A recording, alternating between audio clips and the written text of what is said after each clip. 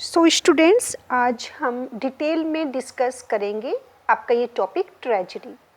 Tragedy क्या होती है, ट्रेजेडी के काइंड्स क्या हैं, टाइप्स क्या हैं या क्लासिफिकेशन क्या है, क्योंकि इसमें से कभी भी लॉन्ग क्वेश्चंस नहीं आते, हमेशा वेरी शॉर्ट क्वेश्चंस आते हैं, चाहे वो एमसीक्यू बेस्ड है आपका या वेरी शॉर्ट क्वेश्चंस हैं।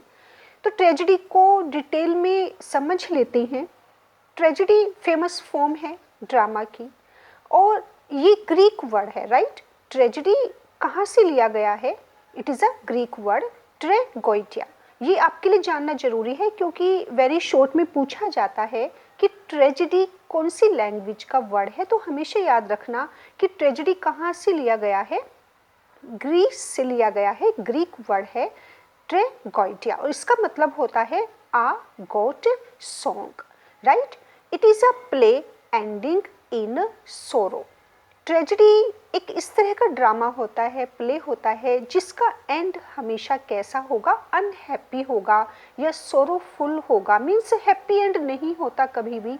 इस तरह का एंड होता है कि जो ऑडियंस को या रीडर्स को हमेशा सेंटिमेंटल बना देता है या रुला कर जाता है या सब कुछ अच्छा नहीं होता। मीन्स जैसे हम कह सकते हैं शॉर्ट में ब्लड शेड होता है, वायलेंस होगा, कॉन्स्पिरेसी होगी, रिवेंज होगा और लास्ट में ऑलमोस्ट सभी या तो उनका मर्डर हो जाता है या उनमें से कुछ कैरेक्टर्स सुसाइड कर लेते हैं या फेट डेस्टिनी कुछ ऐसा रोल प्ले करती हैं कि लास्ट तक ड्रामा के आते आते हम देखते हैं कि चीज़ें वर्स्ट होती चली जाती हैं।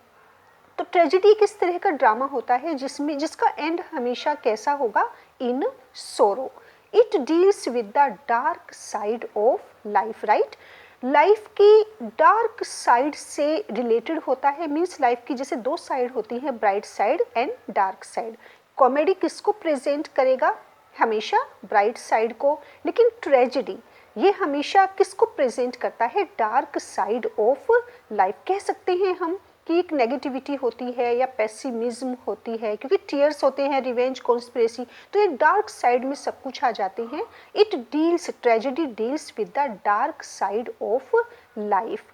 द एटमोसफेयर इज सीरियस क्योंकि सोरोफुल एंड होता है, डार्क साइड, लाइफ की डार्क साइड को प्रेजेंट करता है। तो एटमोसफेयर कैसा होगा? सीरियस। हो सकता है कि जब आपका ड्रामा स्टार्ट हो तब हैप्पी नेस आपको वहाँ नज़र आती है, सब कुछ आपको बहुत अच्छा लगता है, लेकिन जैसे जैसे हमारा ड्रामा आगे चलता जाता है तो एटमॉस्फेयर कैसा होता चला जाएगा? Serious and sorrowful. लाइफ की जो भी डार्क साइड हैं उनको हम फेस करते चले जाते हैं with characters.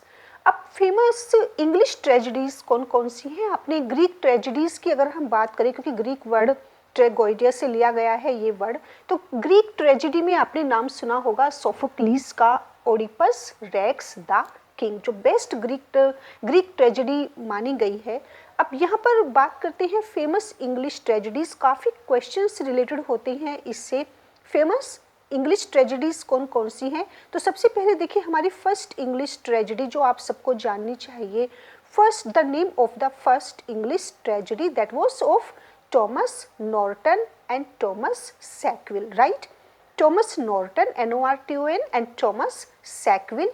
Gorbo Duck. Gorbo Duck was supposed to be the first English tragedy and it was published in 1561. It was written by Thomas Norton and Thomas Sackville, right? ये काफ़ी important question है, इसे आप जरूर याद कर लेना। Then second one, Kyd's the Spanish tragedy. ये भी काफ़ी वेल नोन है, English tragedy, the Spanish tragedy of Thomas Kyd. Shakespeare's जो मेजर ट्रेजेडीज़ हैं वेल नोन, उनकी 4 ग्रेटेस्ट ट्रेजेडी मानी जाती हैं। शेक्सपियर की काफ़ी ट्रेजेडीज़ उन्होंने लिखी हैं, लेकिन जो 4 ट्रेजेडीज़ हैं जो हर स्टूडेंट को पता होनी चाहिए Shakespearean tragedies, that is Hamlet, Othello, King Lear and Macbeth, right. ये 4 मेजर ट्रेजेडीज़ हैं विलियम शेक्सपियर की। अब बात करते हैं क्लासिफिकेशन ऑफ ट्रेजेडी या types of tragedy, kinds of tragedy. तो देखिए ट्रेजेडी को जो क्लासिफाई किया गया है वो 2 पार्ट्स में किया गया है और ये मेन 2 पार्ट्स हैं, that is classical tragedy and romantic tragedy, right. और ये किस बेस पर किया गया है, इसको क्लासिफाई किस बेस पर किया है, on the basis of form और on the basis of structure. On the basis of form the very first is classical tragedy and second one is romantic tragedy, right। Main है आपके काफ़ी tragedies हैं, जैसे कि हम रिवेंज ट्रेजेडी कहते हैं, हॉरर, हीरोइक, सेंटिमेंटल, डोमेस्टिक और डार्क और ब्लैक ट्रेजेडी। लेकिन जो हमारी मेन है वो हमारी, क्योंकि ये बेसिस जो बेस इनका है वो फॉर्म या स्ट्रक्चर का बेस है यहाँ पर, उसके अकॉर्डिंग इनको डिवाइड किया गया है या क्लासीफाई किया गया है। The very first is classical tragedy and romantic tragedy. अब बेस अगर हम बात करें जो थीम पर बेस्ड हैं, तो on the basis of theme horror tragedy, heroic tragedy, sentimental tragedy and domestic tragedy. जैसे देखिए नाम से ही पता चल रहा है कि थीम के बेस पर इनको क्लासिफाई अगर हम करें, हॉरर ट्रेजेडी नाम से पता चल रहा है कि जिस भी ड्रामा में, जिस भी ट्रेजेडी में आपको बहुत ज़्यादा हॉरर मिल रहा है, हॉरर उसको हॉरर ट्रेजेडी बोलेंगे। हीरोइक है, heroic it always deals with love and honour, right, क्योंकि इसमें जितने भी कैरेक्टर्स होते हैं उनके पास एक एक्स्ट्रा या सुपर ह्यूमन पावर होती है। Women character they are always presented having immortal beauty. तो इस तरह के जो हीरोइक कैरेक्टर्स होते हैं, जब हम उनको वहाँ देखते हैं, इस तरह के कैरेक्टर जो सुपर ह्यूमन पावर उनके पास होती है, तो वो हीरोइक ट्रेजेडी होती है। Sentimental tragedy full of tears, full of emotions, full of sentiments, and domestic tragedy. Domestic tragedy it always expressed pity and sympathy. तो यहाँ पर आपको फोकस करना है मेन टू ट्रेजेडी पर, classical tragedy and romantic tragedy. Good, अब इनको detail में समझते हैं व्हाट इज क्लासिकल ट्रेजेडी। तो देखिए क्लासिकल ट्रेजेडी को आप सिर्फ एक बार अच्छे तरीके से अगर देख लेंगे कि क्लासिकल ट्रेजेडी क्या होती है, तो इसमें डिटेल में आपको बता रहे हैं। ये क्लासिकल ट्रेजेडी जनरली क्या था कि it was based on Aristotelian concept of tragedy. Aristotle ने का जो कंसेप्ट था ट्रेजेडी का, या उनकी जो थ्योरी थी ट्रेजेडी की, उस पर बेस्ड है। और it follows, classical tragedies follows the three unities of time, place and action, right. Classical tragedy follows the three unities of time, place and action, right। Then second one is there is chorus। अब देखिए chorus क्या होता है, आपका chorus हम कह सकते हैं it is a group of singer। और chorus काफ़ी important होता है, मेनली आप इसको ड्रामा में जब देखते हैं, पोएटिक ड्रामा में भी आप chorus को देखेंगे। और कोरस का मेन काम होता है, जो मेन रोल होता है, that is to provide information to the audience और to the readers, who informs about what is about to happen on the stage. तो क्लासिकल ट्रेजेडी में कौन होती है या कौन होता है, कोरस होता है, एक ग्रुप होता है सिंगर का, और वो स्टेज पर आते हैं और इन्फॉर्म करते हैं ऑडियंस को what is going to take place, जो भी स्टेज पर होने जा रहा है या अब या जो हो चुका है, वो इन्फॉर्मेशन देते हैं ताकि ऑडियंस को समझने में प्रॉब्लम ना आए या उनको एक इजीनेस रहे कि क्या हो रहा है, क्या होने वाला है।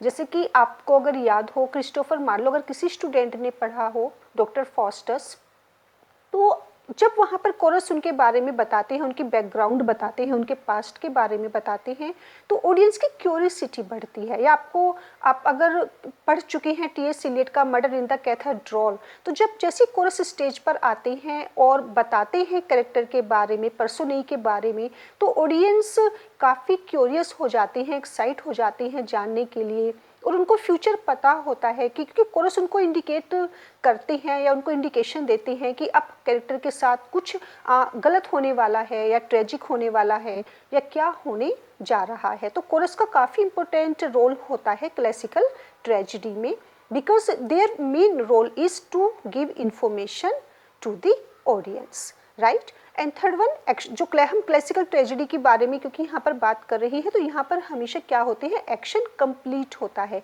कंप्लीट का मतलब यहाँ पर कि ऑडियंस के मन में या रीडर्स के मन में क्वेश्चंस नहीं होते, हाउ, व्हेन, व्हाई। जैसे ही ड्रामा एंड हो जाता है तो कहीं किसी तरह का क्वेश्चन उनके मन में नहीं होता कि ऐसा कैसे हो गया, क्यों हो गया।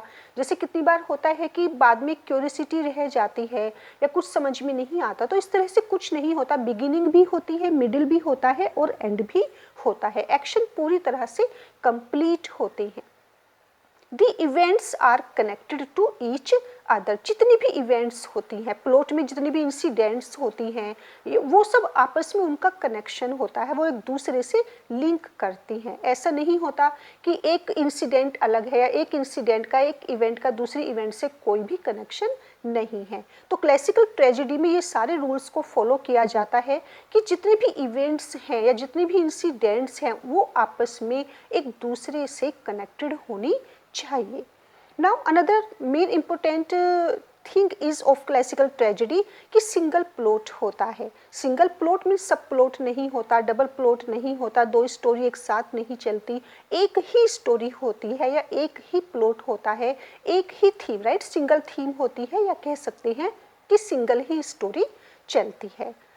देन और थीम कैसी होती है, कंटेंट कैसा होता है, क्योंकि क्लासिकल है, गुड, क्लासिकल ट्रेजेडी है तो थीम कैसी होगी, ऑफ कोर्स या तो मोरल होती है या रिलीजियस होती है। मोरल रिलीजियस से मतलब यहाँ पर स्पिरिचुअल, मोरल, एक एजुकेटिव, एक मैसेज देने वाली। जब ड्रामा का एंड होता है तो हमें कोई मैसेज प्रोवाइड होता है, हम कोई मोरल लेसन लेते हैं। तो थीम हमारी मोरल हो सकती है, रिलीजियस हो सकती है, स्पिरिचुअल हो सकती है, मीन्स काफ़ी हाई लेवल की होती है, और जो एंटरटेन नहीं करती, क्योंकि ट्रेजेडी है, एंटरटेन नहीं करती या आपका सिर्फ टाइम पास नहीं कर रही है, बल्कि एंड में या पूरे ड्रामा के टाइम में आपको कोई ना कोई मैसेज जरूर प्रोवाइड करेगी, जो मोरल मैसेज हो सकता है, रिलीजियस या स्पिरिचुअल मैसेज हो सकता है। Now seventh one is the hero belongs to upper class, right. Classical tragedy की एक सबसे बड़ी जो स्पेशलिटी होती है वो क्या होती है कि हीरो कौन नहीं होता, हीरो ऑर्डिनरी पर्सन नहीं होता, एक कॉमन मैन नहीं होता, मीन्स वो एवरेज से ऊपर होता है, right, he is always above average. उसको वो एक एरिस्टोक्रेटिक फैमिली को बिलोंग कर सकता है, वो एक किंग हो सकता है, प्रिंस हो सकता है, मीन्स उसका जो रैंक होगा वो काफ़ी हाई होगा। वो किसको बिलोंग करेगा, अपर क्लास को बिलोंग करेगा, गॉट इट। तो हमारा हीरो कैसा होता है, the hero belongs to upper class, may be king, may be prince, and he always belongs to high rank, means he is always above average. Then the next point is hero पर्सोनी, hero suffers from some tragic flaw. अच्छा, यहाँ पर एक आपको एक बात तो add कर देते हैं सभी स्टूडेंट्स को कि जो भी आप ये देख रहे हैं, आपको हैंड राइटिंग में प्रॉब्लम आ रही होगी, आपको समझने में प्रॉब्लम आ रही होगी, इसलिए हम इसको रीड आउट भी करते जा रहे हैं, क्योंकि ये काफ़ी हरिडली नोट्स बनाई जाती हैं। हम जब क्लास में स्टूडेंट्स को पढ़ाते हैं तो वहाँ पर हम जैसे बस में ट्रेवल कर रहे हैं, ट्रेन में कर रहे हैं, कैब से जा रहे हैं, तो कितनी बार ऐसा होता है कि पता होता है कि आज ये लेक्चर देना है, तो क्लास में टीचर बुक से नहीं पढ़ाते हैं या कोई उनके अपने नोट्स नहीं होते हैं, तो ये हम हरिडली ऐसे ही इसको लिखते हैं, तो उसके लिए आपको हम मानते हैं कि आपको इनकन्वीनियंस हो सकती है। तो हैंड राइटिंग पर फोकस ना कर कर आप जितना भी आपको समझ में आ रहा है आप प्लीज़ अपने नोट्स बना लेना अपनी खुद की हैंड राइटिंग में, okay. Hero suffers from some tragic flaw, hero किससे सफ़र करता है, यहाँ पर देखिए ये वर्ड काफ़ी इंपॉर्टेंट है, ट्रेजिक फ्लो। हीरो जो भी सफ़र कर रहा है ड्रामा में, जो भी उसकी लाइफ में चल रहा है, क्योंकि जब हमारा ड्रामा स्टार्ट होता है तो वो हैप्पीली होता है, हीरो काफ़ी खुश नज़र आता है, उसके साथ सब कुछ बहुत अच्छा होता है, क्योंकि देखिए वो कौन सी क्लास को बिलोंग कर रहा है, हाई रैंक उसका है, अपर क्लास को बिलोंग कर रहा है। तो कोई भी हमें ऐसा रीज़न नज़र नहीं आता जिसके कारण हमें लगे कि उसके साथ कुछ गलत होगा या एंड सोरोफुल क्यों होगा, उसके साथ वो क्यों सफ़र करेगा।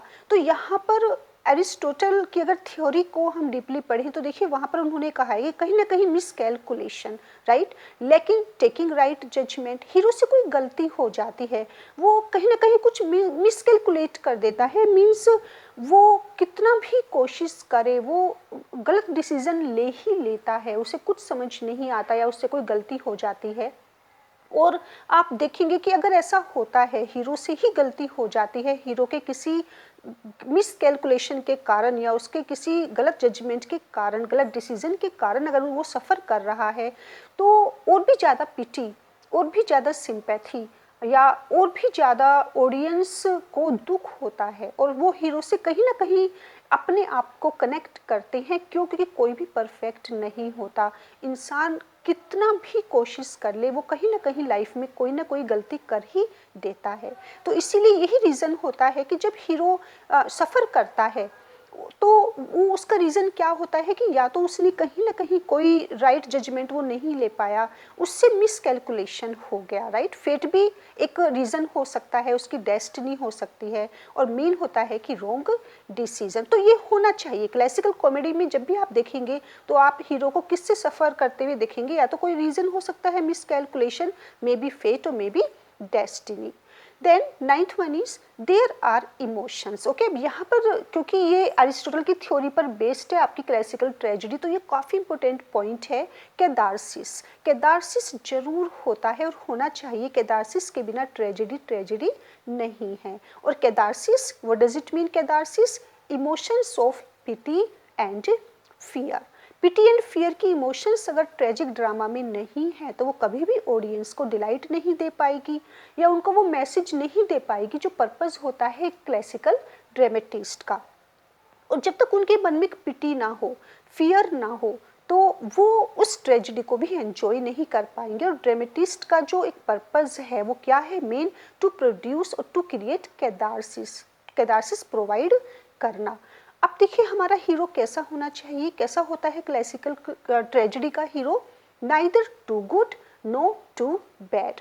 ना तो उसे गॉड होना चाहिए, ना ही उसे डेविल या सैटन होना चाहिए। मीन्स ना तो वो बहुत अच्छा हो और ना ही बहुत ज़्यादा खराब हो। वो डज इट मीन कि ना तो वो, मीन्स देखिए कोई, क्योंकि हीरो क्या है? ह्यूमन बीइंग है। वो परफेक्ट नहीं हो सकता। परफेक्ट सिर्फ कौन है? गॉड है। और ना ही वो इतना बुरा हो सकता है, इतने गलत काम वो करे कि उसे शैतान मान लिया जाए, उसे इंसान ही ना माना जाए। तो उसे ना तो भगवान की तरह होना चाहिए, ना ही उसे एक डेविल की तरह, एक शैतान की तरह होना चाहिए, बल्कि उसे क्या होना चाहिए? जैसे एक इंसान होता है, ना तो परफेक्ट हो, राइट, ना ही कंप्लीटली इम्परफेक्ट हो। तभी ऑडियंस, तभी रीडर अपने आप को उससे कनेक्ट कर पाएंगे, क्योंकि इंसान कभी भी परफेक्ट नहीं होता। उसके अंदर जरूर कुछ ना कुछ, कितना भी बुरा इंसान हो, लेकिन उसके अंदर जरूर कुछ अच्छी बातें होती हैं, और कितना भी अच्छा, उसके अंदर कुछ बुराइयां जरूर होती है। तो हीरो कैसा? Hero is neither too good no too bad. Last one is of classical tragedy, it has 6 parts, right. Classical tragedy में जो अरिस्टोटल ने भी अपनी थ्योरी में बताया है, 6 पार्ट्स मस्ट हैं। प्लॉट, कैरेक्टर, प्लॉट को सोल बताया है अरिस्टोटल ने। प्लॉट ही सब कुछ होता है क्लासिकल ट्रेजेडी में, और होना चाहिए, क्योंकि प्लॉट के बिना, प्लॉट की बिल्कुल ऐसे होगा जैसे ड्रामा की सोल उससे ले ली गई हो। Plot, character, diction, thought, spectacle and song. तो फर्स्ट वन जो अरिस्टोटल ने भी बताया और क्लासिकल कॉमेडी में भी जिस पर फोकस किया जाता है, सबसे पहले प्लॉट है, उसके बाद कैरेक्टर है, और सबसे लास्ट में उन्होंने किसको रखा है? जो 6 पार्ट है, सबसे लास्ट में song, and then third one diction, dialogue, and then thought. तो ये थी आपकी क्लासिकल ट्रेजेडी, और ये सभी इंपॉर्टेंट हैं। फिर हम नेक्स्ट आपका ले लेते हैं रोमांटिक, रोमांटिक रोमांटिक ट्रेजेडी। अब देखिए यहाँ पर एक लास्ट पॉइंट और इसमें ऐड किया गया है, no mixture of tragic and comic elements. Classical tragedy में कभी भी ब्लेंड नहीं होता ट्रेजेडी और कॉमेडी का। मीन्स कंप्लीटली वो क्या होता है? ट्रेजिक ही होता है। No mixture of tragic and comic element से कितनी बार क्या होता है, शेक्सपियर ने जैसे किया है, कि ट्रेजेडी हो रही होती है और बीच बीच में कुछ एक्ट या कुछ सीन, स्पेशली कुछ सीन्स क्या रख देते हैं, कॉमिक कर देते हैं, कॉमिक एक रिलीफ करने के लिए, या थोड़ा सा बीच में एटमॉस्फेयर, क्योंकि काफ़ी सीरियस एटमॉस्फेयर होता है, उसे लाइट बनाने के लिए कुछ ड्रामेटिस्ट क्या करते हैं कि ट्रेजेडी के बीच बीच में थोड़ा एंटरटेनमेंट, ताकि ऑडियंस काफ़ी ज़्यादा दुखी ना हो या उनको थोड़ा सा एक रिलीफ मिल जाए, तो वो उसको ऐड कर देते हैं, राइट, कॉमिक एलिमेंट्स को। लेकिन क्लासिकल ट्रेजेडी में कभी भी ऐसा नहीं होता। There is no blend, there is no mixture of tragic and comic elements. Romantic tragedy, right, second one हमारा है रोमांटिक ट्रेजेडी। और रोमांटिक ट्रेजेडी में आपका विलियम शेक्सपियर अगर आपको याद है तो विलियम शेक्सपियर की Romeo and Juliet, good, Romeo and Juliet classical नहीं है लेकिन रोमांटिक ट्रेजेडी की कैटेगरी में वो भी आते हैं।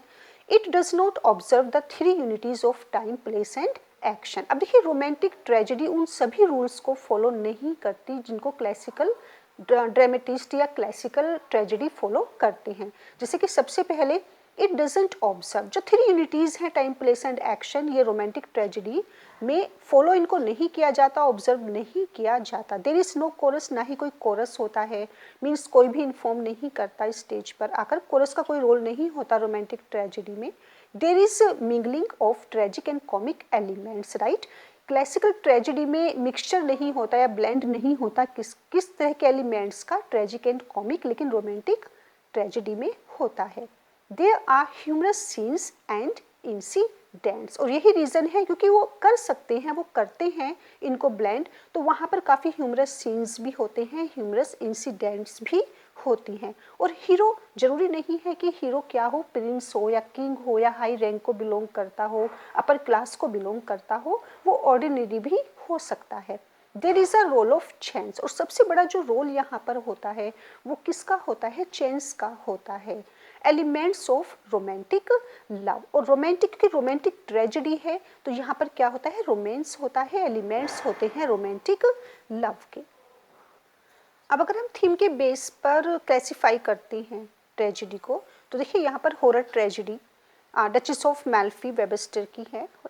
Heroic tragedy deals with love and honour, और जैसे कि यहाँ पर देखिए इसकी टोन कैसी होती है, आर्टिफिशियल होती है हीरोइक ट्रेजेडी की, क्योंकि ये किससे डील करती है, persons of super human powers. And women कैसी होती हैं, जो वीमेन कैरेक्टर्स होते हैं, they are always with immortal beauty, and it follows all the three unities, right. Heroic tragedy, जो भी क्लासिकल ट्रेजेडी होती है उनके रूल्स हैं या थ्री यूनिटीज़ हैं उनको फॉलो करती है।